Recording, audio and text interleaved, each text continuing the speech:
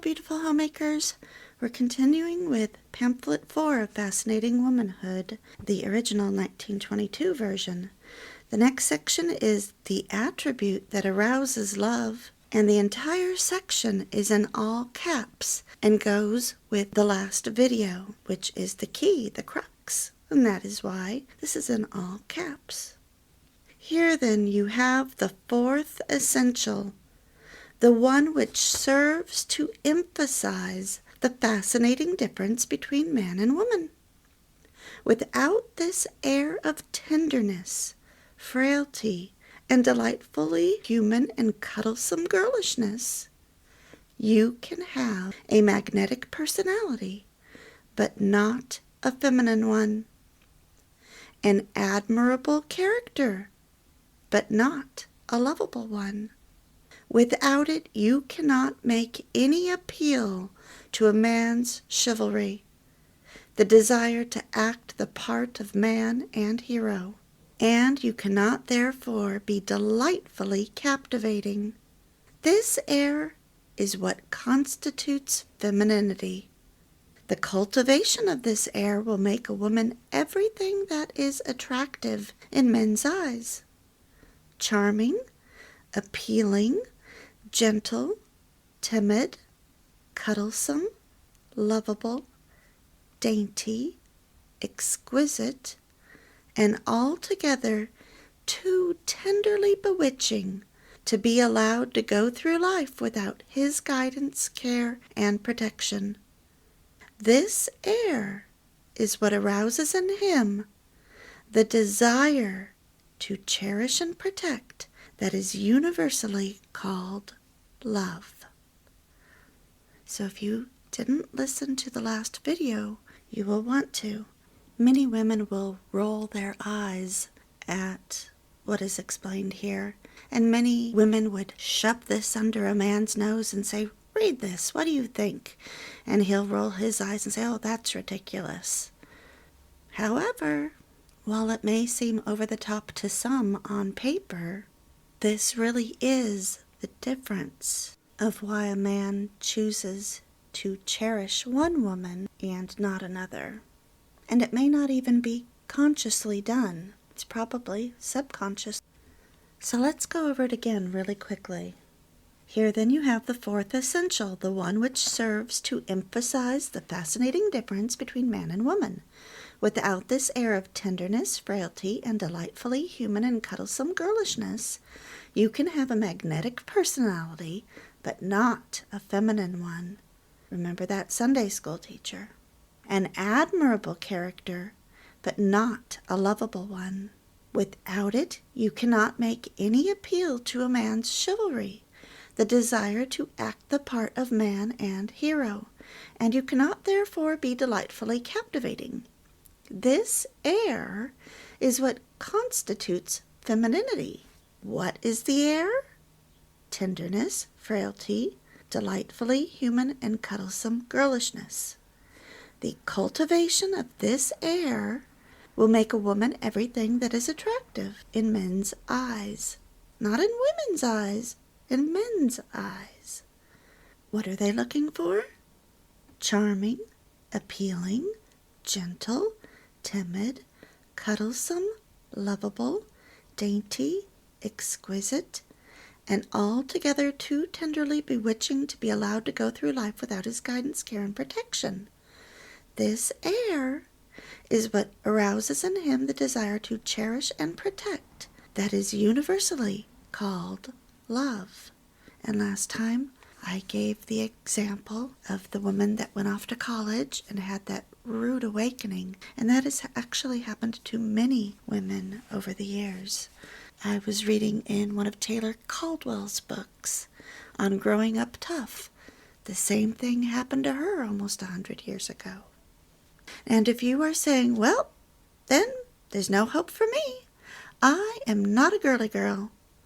I can never be tender or timid." Well, don't give up the ship yet.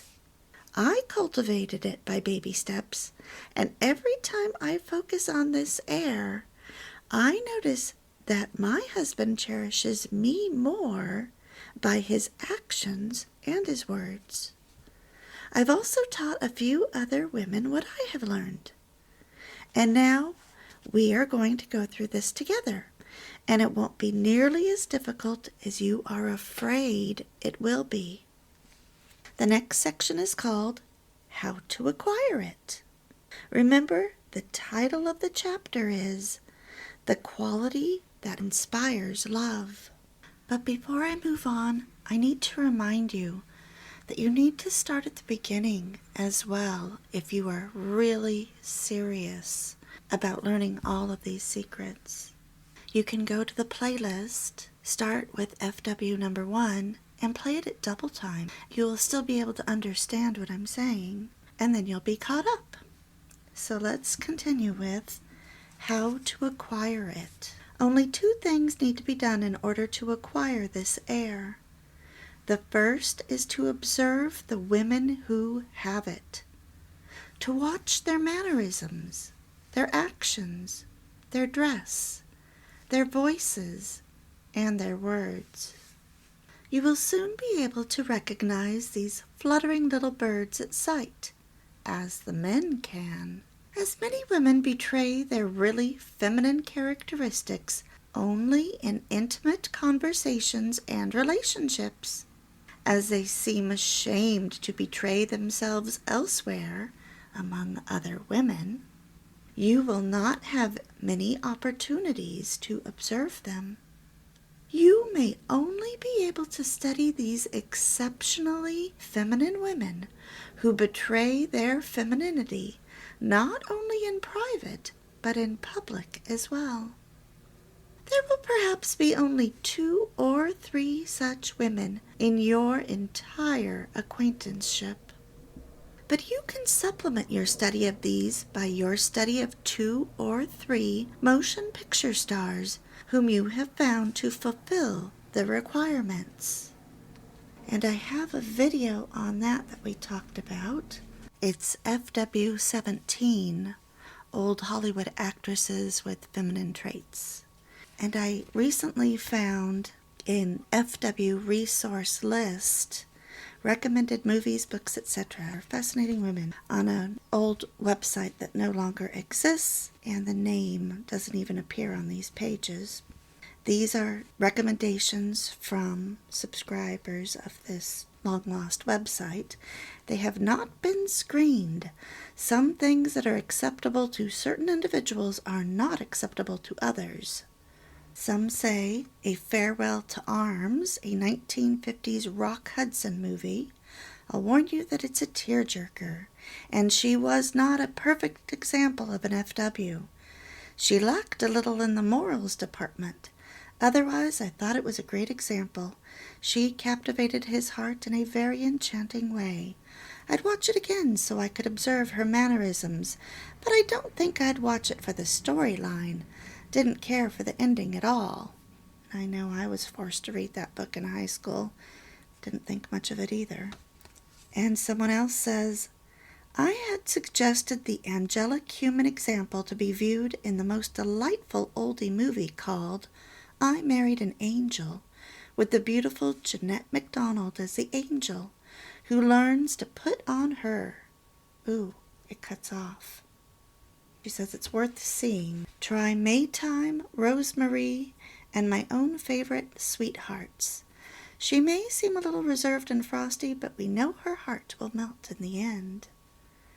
Another person says, I watched It's a Wonderful Life the other day and was impressed with the fact that a large part of the reason the Jimmy Stewart character was so unhappy was that his manly dreams and ambitions were never taken seriously by the people around him, and he felt that everything he did was because he had to do it, not because he chose to.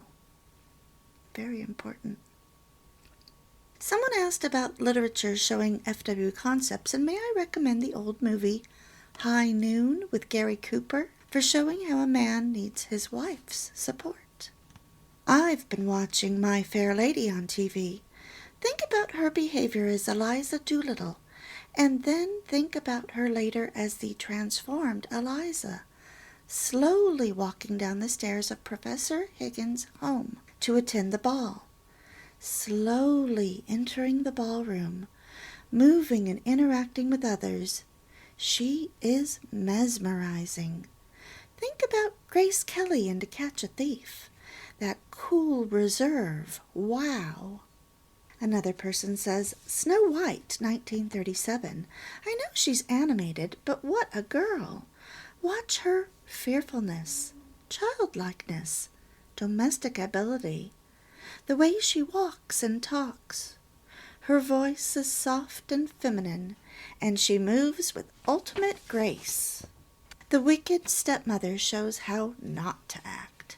She was the fairest in the land, but who wants mere beauty without the accompanying character? Good point. Cinderella and Snow White must be sisters, or at least cousins. Cinderella is another example of femininity and wonderful character all rolled into one delightful package. The hardships she endured with such sweetness built her character into one the prince could see beyond her beauty. She was happy with her life even when there was little to smile about.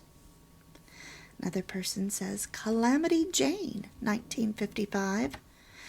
Tomboy Doris Day learns that a woman's touch can win her the man of her dreams with some transforming help from a city girl. Another person, Seven Brides for Seven Brothers. Spunky frontier bride turns her brothers-in-law into gentlemen and wins the love of her groom of convenience. Good example of worthy character combined with feminine charm. The Women, 1939, has some excellent examples of how not to behave. Copy Mary instead. Mrs. Luce was not very kind to most of her sex. The Adrian costumes, especially the Technicolor fashion show, are a must-see. Now, I believe I saw that in black and white. And I remember enjoying the movie and also thinking the same thing, some excellent examples of how not to behave. And I know they've also redone the movie, but I haven't seen it. Might be worth comparing. I'll bet you that in the new version, the women have lost a lot of their fascinating traits. All right, so back to the pamphlets. The second thing to do is to practice every trick of manner, voice, dress, and action which you have observed in these cuddlesome creatures, and to practice it incessantly. For me, many of you have said, "Oh, you have such a sweet voice." I don't think this is my everyday voice. It's early morning, and I'm trying to be quiet. That is when I have a sweet voice. On other videos, you'll hear the difference between now and my real voice. And so, in hearing myself as I edit these videos, I'm like, wow, I like that voice much better than my normal voice. And so I've been trying to cultivate it more. When I catch myself like with a harsher voice, I'll bring it back down to a more quiet voice, and then my husband or other people will listen even more. I didn't have to shout to be heard. All right, so let me read that sentence again. Sorry. The second thing to do is to practice every trick of manner, voice, dress, and action which you have observed in these cuddlesome creatures, and to practice it incessantly. If you think it beneath your dignity to practice in public, practice only in private, until you feel that you can play the part of a winsome little girl with perfect naturalness. To show the effect which the practice of such tricks has upon men, we will quote the following from Sir Roger de Coverley's paper on The Widow.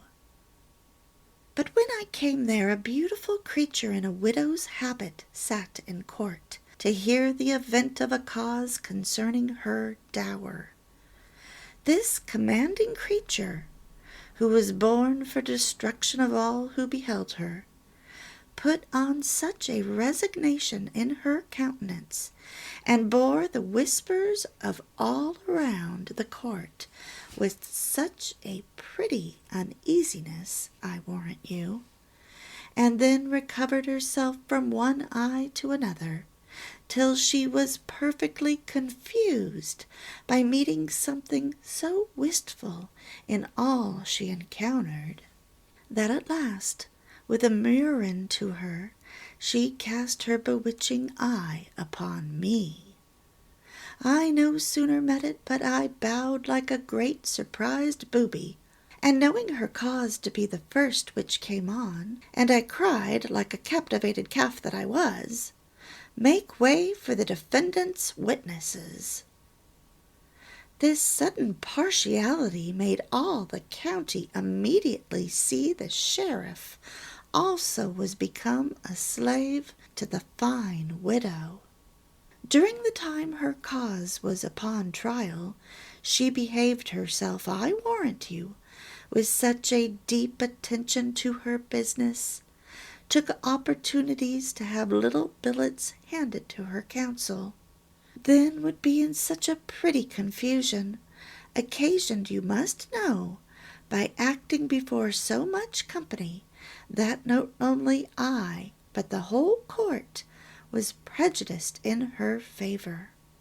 And all that the next heir to her husband had to urge was thought so groundless and frivolous, that when it came to her counsel to reply, there was not half so much said as every one besides in the court thought he could have urged to her advantage. Now again, I'm reading it, and I even had a little trouble understanding what was going on. Obviously, she was in court, and she was acting very demurely. She was acting almost like she didn't know what was going on and she was the victim. But I'm sure in the story she did know exactly what was going on. I just looked it up, and it was written in the 1850s, and it was called The Widow and Her Wooers. It is definitely not the horror movie put out in 2020, nor the TV series airing on Prime. Okay, now for the next part, which is called Learn from These Women, I'm going to have to change some words. They use words that have a different meaning today. For instance, when they use the word pet, I'm going to say indulge. Petted will be changed to pampered. Father's pet might be father's darling. Or if somebody craves to be petted, they're craving to be caressed.